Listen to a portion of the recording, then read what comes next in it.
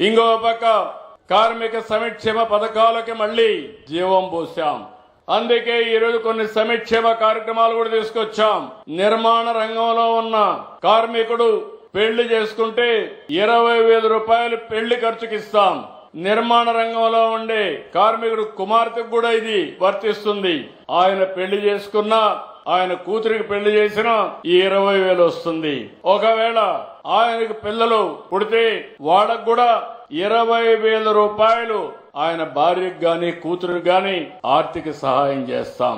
ఎవరైనా నేచురల్ గా చనిపోతే అలాంటి వారికి 60,000 రూపాయలు ఇస్తాం. ఫ్యూనరల్ ఖర్చు కోసం 20,000 ఇస్తామని చెప్పి కూడా నేను మీకు తెలియజేస్తున్నా. కార్మికులు ప్రవేశపెట్టిన మొత్తం 4 కార్మిక కోడ్స్ ని అమలు చేసుకుంటూ ముందుకు పోతున్నాం. ఇంకొక పక్కన మీరు అచ్యుతాపురం, గుంటూరు, కర్నూలులో, శ్రీ సిటీ, తిరుపతిలో ఈఎస్ఐ ఆసుపత్రులు తీసుకొస్తాం.